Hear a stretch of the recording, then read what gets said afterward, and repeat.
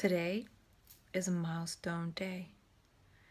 It's officially 12 weeks of being completely off psychopharmaceuticals. And I'm feeling good. Things are good. I don't really have to share too much about the journey because I've already done that. And today also marks the day that I've been home now for a month. I was in California for over 5 months and now I've been home for a month, and learning from those challenges of being around the familiar again, and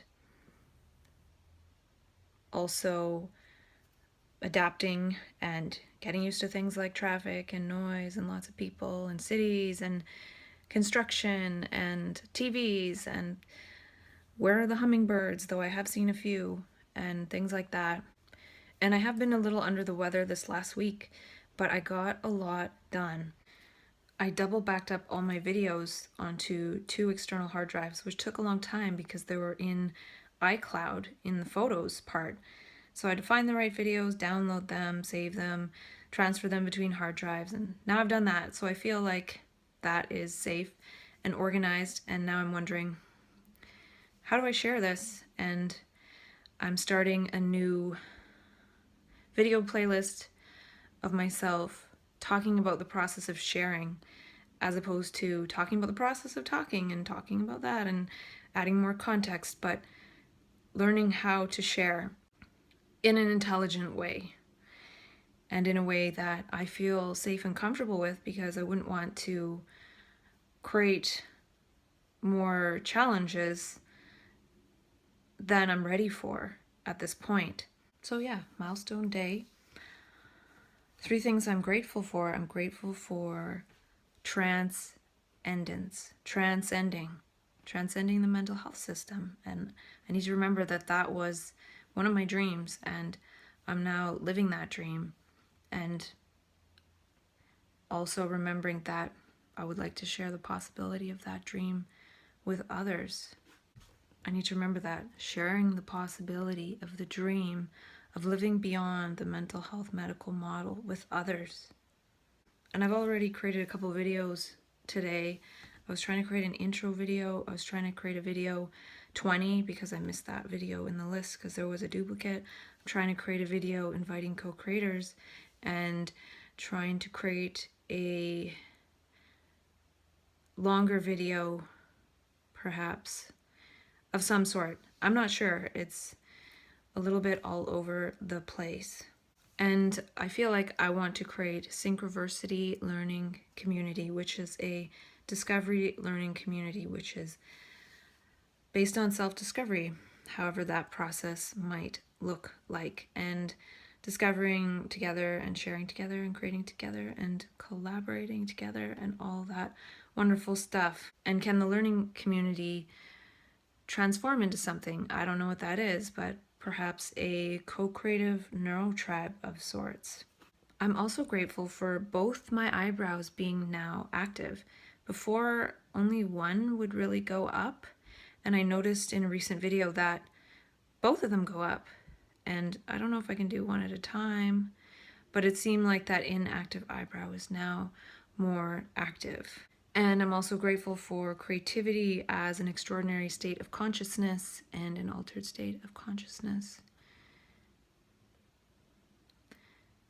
When we think of altered states of consciousness or extraordinary states or extreme states, we think about being so high or ecstatic or being on LSD or in an extreme mania or psychosis. What if we're in a slightly altered creative state on a daily basis, and does that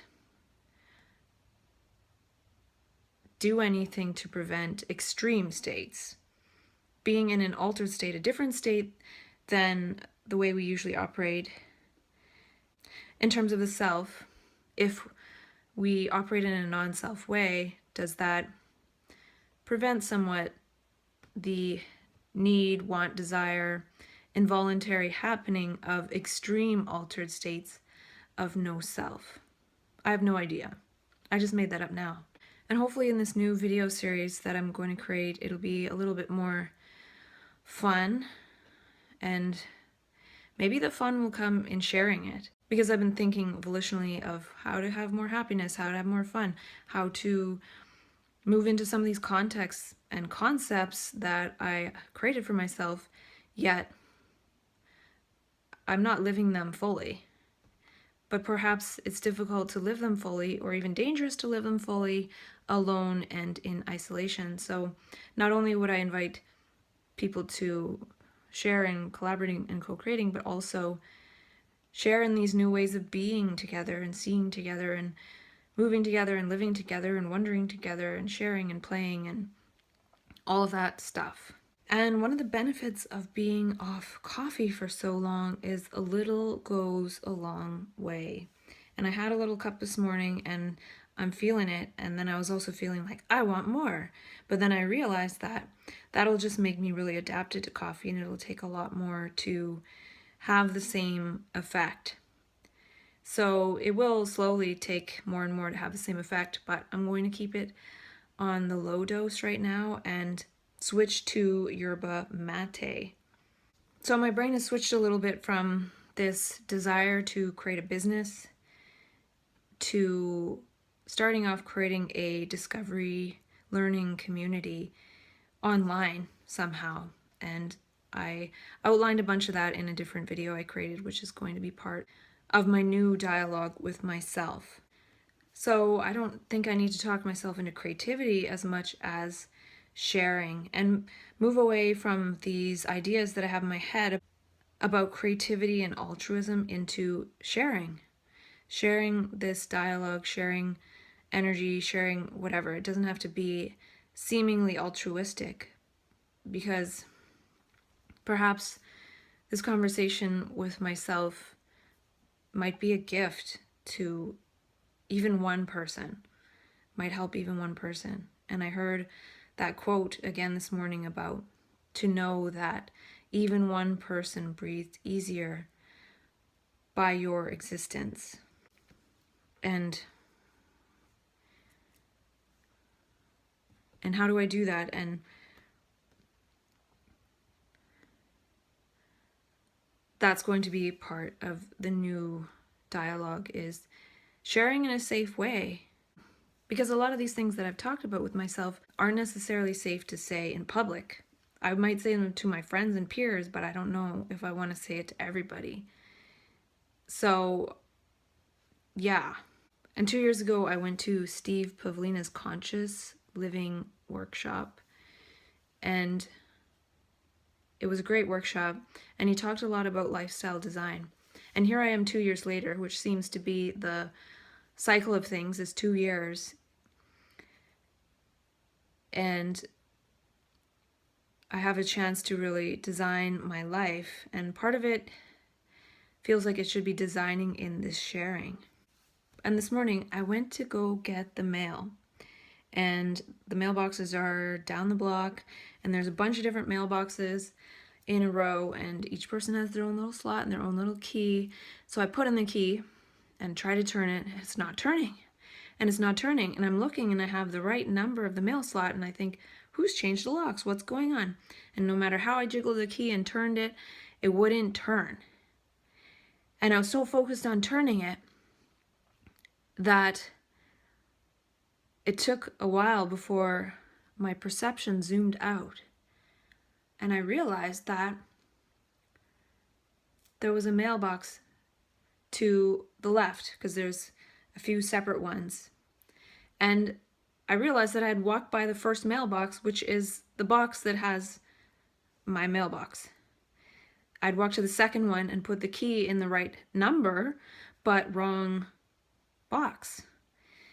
So I went over to the left, turned the key in that same number, but different box, and lo and behold, it opened. And I was so focused on turning that key that I didn't even realize that I'd walked by the right box to the second box and I was turning the key in the wrong box. So it made me think about how in life sometimes we're so focused on a certain problem that we don't actually see that our seeing, that we've missed something, our lack of seeing is the problem, or there is no problem if we see what information we're missing. And it felt a little bit like my journey in a way. It also felt like how these little seemingly meaningless incidents in life, like putting the key in the wrong mailbox, can be a metaphor for life. It made me realize that in my journey, I could be so focused on a certain problem, a problem of having a mental health diagnosis and that whole structure, and really trying to fix within that, which is like putting the key in the wrong mail slot and it not turning and wondering why it's not working. When the key is in the wrong mail slot, and if one realizes that one is putting one's focus on the wrong thing, no amount of focusing on the wrong thing is going to fix the problem. So I extrapolate that to how through my journey I've created my own context, which has broadened my view, expanded my perception, made me take a step back and look and see there's a bunch of different mailboxes to put the key in. And then I could go about putting the key in every single one and seeing which one unlocks, or in this case, I got to see that I just had gone to the wrong box. But I didn't even notice that I walked by that first box and went to the second box, which is something that I feel happens in mental health. We walk by the box of nutrition. We walk by the box of eliminating stress. And we go right to the box of, you have a major mental illness and you need to take these drugs forever. And then doing that and turning that key is like trying to fix something by putting the key in the wrong mail slot. So through this journey of self-dialogue, I've realized that this nutritional element is huge, and I really don't know how long this will continue to be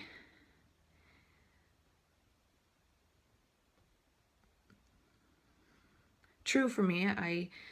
I don't know if these micronutrients will prevent crisis, and that's the next part of this journey, is seeing how long they prevent crisis. If it's over 8.5 months, then these micronutrients are doing better than the regime I was taking of medications that seemed to land me in a crisis every 6 to 8.5 months. Now I'm at the 5-month mark of the mini crisis I had in March, and then I started taking the micronutrients, and I have been for nearly 5 months. But I haven't only been taking the micronutrients, that's been for 3 months. So it will be somewhat telling at the 8.5 month since the March crisis, and it will also be telling at the 8.5 months mark of taking just the micronutrients and no medications. So perhaps that's the next bit, and in the meantime, while allowing that to unfold, I will work on this dialogue of sharing the dialogue and then sharing whether I have more time without a crisis than being on the medication regime. So in terms of this process of being off meds, that really is the next milestone, is does it disrupt this pattern of having a crisis every 6 to 8.5 months? I will keep track of that and keep track of this process of learning how to share this process, and perhaps start sharing the dialogue more seriously when I have indeed stayed out of crisis for 9 months. And I've been thinking of making a couple fun videos as part of the video series, or moving on, just making more fun videos in general, and also videos about this process of sharing. So yeah, I'm excited to see what happens next.